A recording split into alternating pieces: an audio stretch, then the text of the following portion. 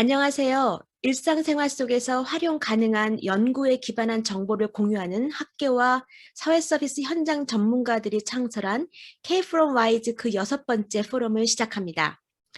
저는 K from WISE 공동 운영진으로 Asian American Resource and Information Network 대표 이은정입니다.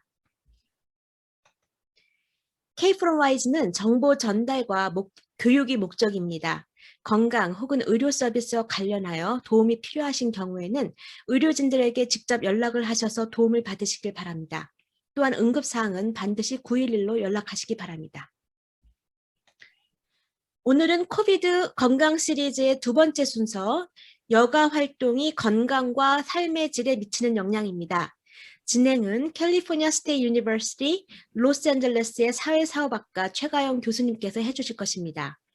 오늘 초청 전문가는 현재 인디애나 유니버시티 인 블루밍턴 공공보건학과 김준영 교수이십니다.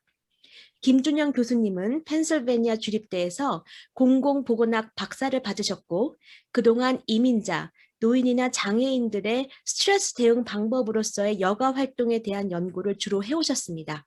그러면 최가영 교수님께 진행을 넘기겠습니다. 네, 안녕하세요, 여러분. 최가영입니다. 오늘 포럼의 전문가로 참여해 주셔서 김준영 교수님 정말 감사드립니다. 안녕하세요. 오늘 K4YS에 초청해 주셔서 너무 감사드립니다.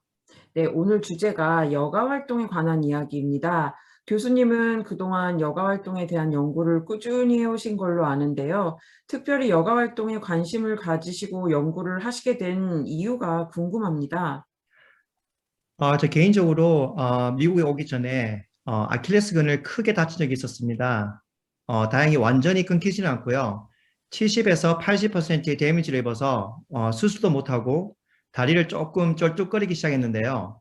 다친 이후로 그렇게 좋아하던 스포츠나 운동을 잘 참여하지 못하게 되었습니다. 그 당시에 몇 달 동안 많은 시간을 집에서 무엇을 해야 될지 모른 채 그냥 시간을 허무하게 보냈었습니다. 그 중에 비록 좋아하는 것을 하지는 못했지만 대신할 무언가를 찾아서 해야 되는 삶을 맞이하면서 어떻게 하면 의미 있는 시간, 즉 여가 시간을 잘 보낼 수 있을지에 대해서 연구를 하기 시작했습니다. 여가 활동이라는 주제로 그동안 장애인들이나 이민자들, 특히 노인들의 삶의 건강에 대해서 연구를 하기 시작했고요. 네, 그러셨군요. 직접 경험하신 불편함과 그 불편함에 대처하는 과정에서 이쪽 분야에 관심을 가지게 되신 거군요. 사실 여가 활동이라고 하면 뭔가 여유로운 사람들만이 할 수 있는 일인 것 같기도 하고 또 하루하루 바쁘게 살아가는 사람들에게는 사치로 느껴질 수도 있을 것 같은데요. 교수님, 여가가 도대체 무엇인지 그 정의부터 말씀해 주시겠습니까? 학자로서 여가를 정의하는 데 있어서는 보통 3가지 요소가 필요합니다. 첫째는 pursuit of freedom이라고 해서 자기가 스스로 인식하고 있는 시간, 자유시간이 필요하고요. 그리고 intrinsic motivation이라고 해서 자기가 하고자 하는 활동에 대해서 스스로 내적인 동기부여가 이루어져야 되고요. 그 활동을 통해서 satisfaction, 만족이 이루어져야 됩니다. 곧 이 말은 개인에게 주어진 자유시간을 인식하고 그 시간에 대한 내적인 동기부여가 이루어져야 하고요. 그 시간 동안에 하는 활동을 통해서 만족과 의미를 찾아가는 것이 여가의 정의입니다. 연구자로서 저는 여가를 personally meaningful activity라고 해서 개인적으로 의미 있는 활동 그 전체를 여가라고 정의를 내리고 있습니다. 네, 그러면 여가 활동의 예로 뭐를 꼽을 수 있을까요? 이런 정의 안에서는 여러 가지 활동이 여가의 활동으로 포함될 수 있는데요. 평소에 하시는 스포츠나 구기 운동들, 이러한 운동들을 육체 활동이라고 하고요. 그 다음에 사교 모임과 가족 모임과 같은 사회 활동, 그리고 캠핑이나 카누 등의 야외에서 하는 야외 활동, 또 시간을 내어서 지역 사회를 돕는 봉사 활동, 그리고 교회나 절과 같은 곳에서 하는 종교 활동, 그리고 마지막으로는 게임이나 독서, 음악 듣기 등 가정에서 이루어지는 활동들이 있습니다. 그러면 취미 활동과 여가 활동은 같은 거라고 봐도 될까요? 취미나 여가 활동이 될 수도 있습니다. 자기가 자유 시간을 내어서 일과 관계없이 의미 있는 활동을 한다는 의미에서 두 의미가 비슷할 수가 있고요. 여가 활동이란 아까 말씀드린 것처럼 타인에 의해서 하는 것이 아니라 자기 스스로 하는 활동이기 때문에 아마 취미도 여가 활동이 될 수 있습니다. 처음엔 다른 사람들이 부추겨서 시작한 활동이 나중에 자신에게 의미 있는 활동이 될 수도 있겠죠. 다시 말씀드리면 여가 활동이라고 하면 인식의 자유와 내적인 동기, 그리고 삶의 만족으로 가야 진정한 의미의 여가 활동을 할 수 있을 것입니다. 네, 그렇군요. 그 여가 활동이라고 하면 보통 시간이 남아서 하는 취미 활동이라는 생각들이 많으실 텐데, 여가 활동이라는 것이 꼭 남는 시간에 하는 것이 아니라 내 자신이 의미를 부여할 수 있는 활동이군요. 예, 맞습니다. 지금 최 교수님이 말씀하신 것처럼 여가 활동이 시간이 남아서 하는 활동이라고 생각하는 분들이 많이 계시는데요. 또 어떤 분들은 요트를 탄다든지 스노우보딩을 한다든지 뭔가 특별한 것을 해야지만 여가 활동이라고 생각하는 분이 많이 계십니다. 중요한 것은 큰 행사든 작은 활동, 작은 하나의 활동이든지 간에 그것이 삶의 만족으로 이어진다면 그게 바로 여가 활동일 것입니다. 그러면 교수님, 여가 활동을 통해서 삶의 만족도를 높이고 싶은 한 사람으로서 무엇부터 시작하는 것이 좋을까요? 보통 우리가 일상생활을 살아가면서 많은 분들이 너무 시간이 바빠서 시간이 없어서라고 말씀하는 경우가 많이 계시는데요. 어떤 분들은 직장으로 인해 바쁘시고 또 전업주부인 분도 계실 것 같고요. 학생들은 공부로 인해서 많이 바쁘신데 자기가 주어진 자유시간을 찾는 것이 제일 중요한 문제일 것 같습니다. 개인적으로 하루 일상을 보내면서 아무 의미 없이 무심코 보내는 시간들이 많이 있을 건데요. 예를 들어 소파에 앉아서 TV를 본다든지 핸드폰으로 유튜브나 아무 생각 없이 유튜브를 본다고 한다든지 자기가 인식을 하고 시간을 보내는 거랑 인식을 하지 않고 보내는 시간은 하늘과 땅 차이일 것 같습니다. 그래서 여가 활동은 인식의 자유가 있는지 거기서부터 시작하고요. 만약 인식된 자유를 깨닫지 않으면 굉장히 고달픈 시간이거나 아니면 무의미한 시간을 보낼 수 있을 겁니다. 그래서 즉 자기가 주어진 이 시간을 인식하느냐 안 하느냐가 가장 중요한 첫 번째 일인 것 같습니다. 여가에 대해서 새롭게 배우고 다시 생각하게 하네요. 그동안 제가 이 스스로 인식된 자유를 즐겨본 적이 있는지에 대한 생각도 한번 다시 하게 되는 것 같아요. 예, 요즘 들어서 요즘 아이들이 코로나로 인해서 학교를 안 가고 줌으로 집에서 시간을 많이 보내면서 수업을 하는 경우가 많은데요. 보통 부모님들이 오늘 또 아이들과의 시간을 어떻게 감당할지 한숨부터 나오는 경우가 많이 볼 수 있습니다. 이때 오늘 하루를 아이들과 어떻게 재미있게 보낼까 하는 인식을 바꾸는 것이죠. 똑같은 상황에서 어떻게 그것을 인식하느냐에 따라서 완전히 다른 상황으로 바뀔 수 있을 것입니다. 네. 아까 교수님께서 여가 활동의 정의에 대해서 말씀해 주시면서 내가 인식된 자유를 좋아하는 활동으로 채우고 또 그로 인해 내 삶의 만족도를 높이는 활동이라고 말씀하셨는데요. 많은 분들이 내가 뭘 좋아할까를 고민하는 경우가 있거든요. 그런 분들에게 조언을 부탁드려도 될까요? 그렇죠. 많은 사람들이 자신이 뭘 좋아하는 것에서부터 좌절한 경우가 많이 있습니다. 어쩌면 한국에서 주입식 교회에서 자란 한인 이민자들이 이런 경우가 많이 생겨나는 것 같습니다. 시간이 났을 때 그 자유를 인식하고 자신이 좋아하는 활동을 찾아가는 것도 여가 활동의 한 과정이라고 보면 어떨까요? 내가 뭘 좋아했는지 한번 생각해 보시고 다른 가족들이나 친구들에게 내가 뭘 좋아하는지 물어보는 과정, 그리고 그동안 막연하게 생각해왔던 활동들을 이것저것 해보면서 찾아가는 과정, 이게 바로 여가의 시작이 아닐까 싶습니다. 교수님 말씀을 통해서 여가에 대한 인식의 전환을 하게 된 것 같아서 정말 새로운 걸 배운 것 같습니다. 그리고 여가 활동이라는 것이 어쩌면 일상생활 속에서 건강을 지키는 방법이 될 수도 있겠다라는 생각이 드는데요. 그동안 교수님께서는 장애를 가진 사람들 혹은 노인들의 여가 활동과 삶의 만족도를 중심으로 연구를 하셨습니다. 교수님의 연구 결과 중에서 저희에게 도움이 될 만한 내용을 소개해 주시겠습니까? 아까 말씀드린 여러 가지 여가 활동들 가운데 신체나 육체적인 활동이 육체의 건강을 증진시킨다는 사실은 저를 포함해서 많은 학자들이 연구에서 많이 검증되었고요. 그래서 많은 연구자들이 신체 활동들을 건강의 중요한 부분으로 내세우고 있습니다. 그리고 이민자, 장애인, 농인들을 대상으로 했던 저 연구에서는 사회 활동이 오히려 행복, 건강에 대한 인식, 그리고 삶의 만족도와 긴밀하게 연관이 있다고 나왔습니다. 사회활동이라고 하면 아까 말씀드린 같이 사교 모임과 같이 다른 사람들과의 관계에서 오는 활동을 말하는데요. 아마도 이민자들이나 장애인, 노인들의 경우 사회적인 활동을 통해 소셜 서포트, 인간 관계 형성 이런 요소들이 그들의 삶의 질과 건강에 크게 영향을 주는 걸로 나타났습니다. 그래서 여기서 사회적 지지는 보통 세 가지 그룹으로 나누어지는데요. 친구로부터 오는 사회적 지지가 있고, 가족, 그리고 자기들이 생활하는 데 있어서 지대한 영향을 미치고 있는 사람들에서 오는 소셜 서포트가 있습니다.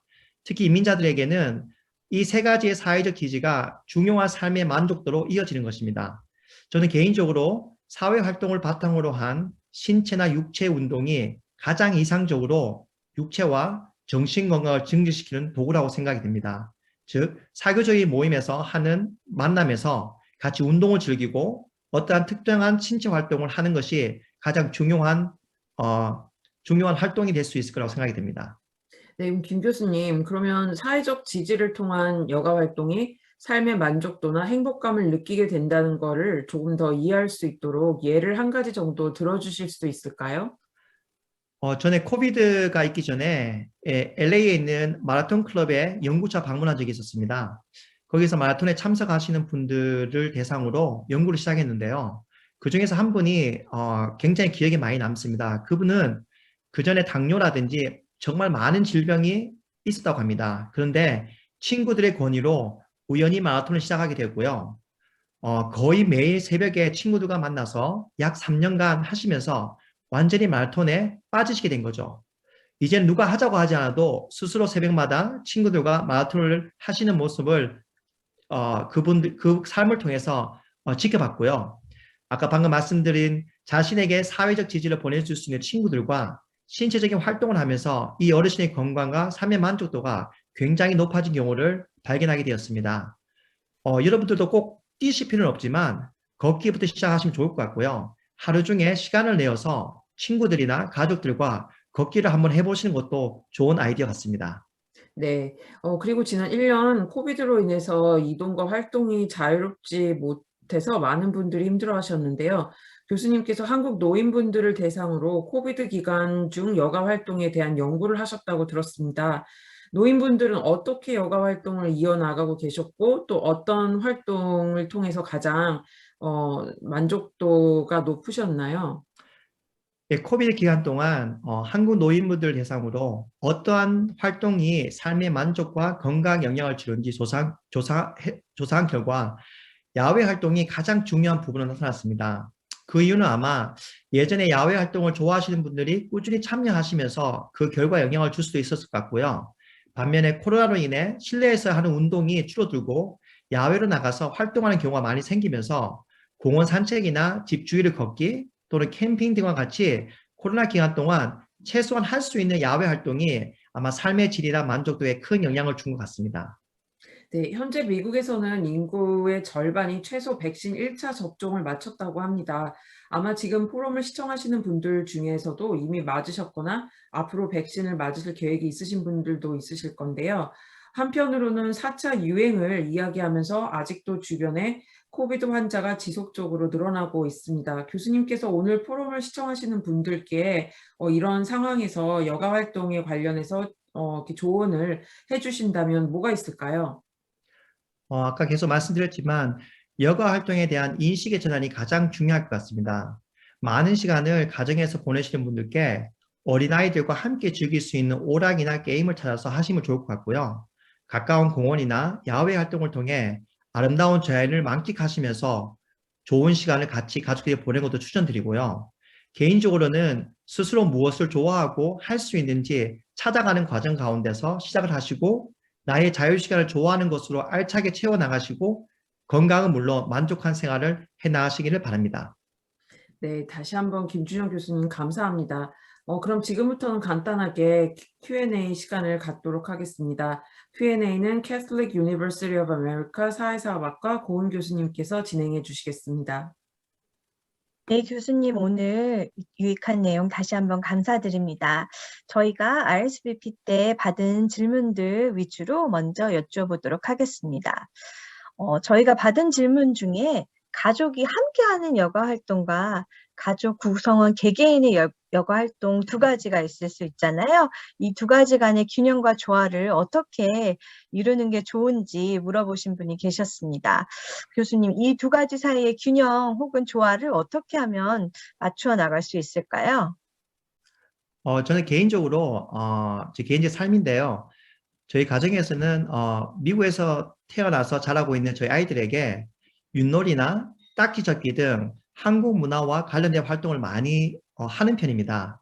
아이들은 금요일이면 윷놀이 하는 날로 정해서 매주 금요일 날이면 윷놀이를 통해서 서로의 가족 간의 시간을 보내고 있고요. 그 저희 집은 2층 집인데 가위바위보를 통해서 계단을 먼저 올라가기를 하려고 한다든지 아니면 같이 채소를 가꾸고 심기를 하면서 캠핑이나 가족 산책을 간다든지 하는 게 가장 중요한 것 같습니다. 특히 저희 가정은 스쿠터나 산책을 자주 하는 편인데요. 예전에 읽은 책 중에서 유대인들은 아이들이 어릴 때 매일 30분씩 산책을 하면서 아이들과의 좋은 시간을, 의미 있는 시간을 같이 보냈다고 합니다. 그 아이들이 커갈수록 그 산책하는 시간을 늘려서 많은 생각과 많은 나눔을 가졌다고 합니다. 아마 여러분들도 사소한 조그만 활동부터 같이 가족끼리 시작하는 것이 어떠실지 추천드리고 싶고요. 또 어떤 분들은 자신이 하는 여가 활동 때문에 가정을 소홀히 하는 경우도 많이 발견할 수 있는데요. 처음에 말씀드린 여가의 요소 중에 만족이 있는데요. 자기 스스로의 혹시나 지나친 활동 때문에 가족이 힘들어한다든지 아니면 가족을 소홀히 한다든지 이것은 그렇게 좋은 여가 활동은 아닌 듯합니다. 적절한 참여와 의미를 찾아가는데 중요한 의미가 있다고 생각이 듭니다. 예, 교수님 감사합니다. 그리고 아까 교수님께서 여가라는 것이 개인적으로 의미 있는 활동이라고 말씀을 해주셨는데요. 요즘은 많은 사람들이 시간이 날 때면 의미 있는 행동을 하기보다는 전화기를 많이 보게 되는데요. 아이들의 경우도 마찬가지고요. 전화기를 보는 대신 이런 시간들을 어떻게 의미 있는 활동으로 바꿀 수가 있을까요? 많은 학자들이 셀폰을 사용하는 것이 정신건강이나 삶의 만족에 어떠한 영향을 주는지 많이 연구가 되었었는데요. 아마 좋은 결과가 있다, 나쁜 결과가 있다. 그런 연구들이 많이 있습니다. 저 개인적으로는 제 삶을 통해서 아이들이 보는 앞에서는 제 스스로는 셀폰을 사용하지 않는 게 원칙이고요. 물론 셀폰을 통해서 가족이 같이 할 수 있는 운동들이 또 있습니다. 한 예로는 가족들이 걸음수를 측정하는 앱을 이용해 가지고 누가 오늘 하루 제일 많이 걸었나 해서 많이 걸은 사람에게 상을 준다든지, 그리고 아이들이 셀폰 하는 것에 대해, 특히 청소년이 하는 것에 대해서는 그냥 셀폰 하지 마라, 다른 거 해라 라고 충고하기 전에 같이 가족들이 할 수 있는 재미난 일들을 찾아 나가서 하는 것이 큰 숙제일 것 같습니다. 특히 셀폰을 할 때 의미 없는 시간을 보내는 경우가 많이 있는데요. 요즘에는 셀폰 안에 앱 중에 어떻게 이 셀폰으로 시간을 얼마큼 많이 보내고 어떠한 종류의 셀폰에서 어떠한 종류의 활동을 많이 하는지의 결과가 이렇게 앱을 통해서 찾아볼 수 있는데요. 스스로 한번 찾아보면서 내가 이 휴대폰을 가지고 좋은 정보와 좋은 의미를 찾아가고 있는 건지 아니면 그냥 무의미하게 유튜브로 해서 시간을 보내고 있는지 그 활동들을 스스로 찾아보는 것도 좋은 전환점이 될 수 있을 것 같습니다. 네, 교수님 감사합니다. 저도 요즘 이제 전화기를 최대한 안 보려고 노력하는데 많은 아이디어를 주신 것 같아요. 그리고 또 사전 저희 등록 때 질문 하나 받은 것 중에 하나가 60대가 정신적, 유체적으로 무리하지 않고 할 수 있는 여가 활동에는 어떤 것이 있을까 하고 물어보셨습니다. 교수님 혹시 답변해 주실 수 있을까요? 저 개인적으로 연구에 따르면 리저 워킹이라 해서 시간이 날 때 걷는 것이 가장 어른들한테는 신체적, 육체적, 정신적 건강에 가장 좋은 활동으로 나타나는데요. 혹시나 주위에 같이 걷기를 하시는 분들이 계시면 모임을 만드셔서 아침에 걷기 운동을 하신다든지 아니면 손주분들과 같이 걷기도 하시면 좋을 것 같고요. 바깥에서 하는 가르데닝이라든지 채소를 가꾸는 일도 제가 개인적으로 추천해드리고 싶습니다. 예, 감사합니다. 그리고 지금 채팅방에 한 분이 질문 남겨주셨는데요. 아마 많은 분들이 공감하실 수 있는 얘기일 것 같아요. 이제 바쁜 일상을 끝내고 나면 아무것도 하지 않고 이렇게 때리고 있을 때, 멍하게 있고 싶을 때가 있는데요. 이런 아무 생각 없이 누워있기 혹은 천장 보고 누워있기 같은 것도 스트레스를 푸는 데 도움이 되는지 궁금하다고 물어보셨습니다. 예, 스트레스 코핑 가운데 여러 가지 방법들이 있지만 또 한 가지 방법은 바쁜 일상 가운데 정말 삶에 어느 정도 휴식이 필요한 경우가 분명히 있습니다. 이거를 누워있기나 그다음에 그냥 아무런 생각 없이 텔레비전을 본다든지 무비를 보는 것도 당연히 코핑 스트레tegy 한 방법이고요. 삶의 정신적인 건강에 도움이 되는 것은 사실입니다. 네, 교수님 답변 감사드립니다. 이제 더 질문 없으시면 이것으로 Q&A 시간을 마치도록 하고요. 김준영 교수님 오늘 유익한 시간 다시 한번 감사드립니다. 이제 저희 세션 마치기 전에 은정 박사님께서 공지사항 몇 가지 말씀해 주시겠습니다. 예, 감사합니다. 사실 오늘 그 여가 활동에 대해서 들으면서 저는 가끔 멍때리를 많이 하거든요. 그래서 사실 또 이렇게 마음의 양심의 가책 같은 걸 좀 느끼고 있었는데 그렇게 나중에 말씀해 주시니까 너무 고맙고요.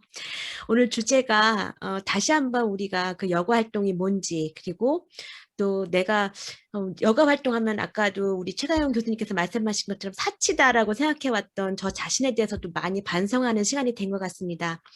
오늘 이 이야기를 들으신 여러분들은 어떠셨는지 다시 한번 여쭤보고 싶네요. 다시 한번 김준영 교수님 감사를 드립니다. 자, 우리 다음 K from Wise는 5월 23일 일요일 코비드 건강 시리즈 세 번째로 영양 관리에 대해서 다룹니다. 텍사스 주립대학 샌안토니오의 간호학과 교수님이신데요. 고지숙 교수님을 모시고 이야기를 나눌 예정입니다. 많은 분들의 참여와 함께 홍보를 부탁드리겠습니다.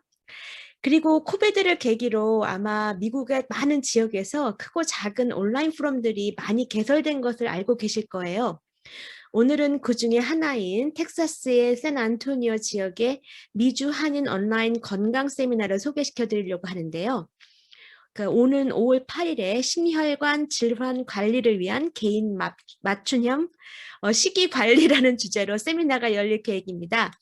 아직 자세한 이야기는 아직 제가 받지 못했지만 우선 날짜 좀 한번 기억해 주시고요. 자세한 사항은 제가 다시 이메일로 알려드리겠습니다.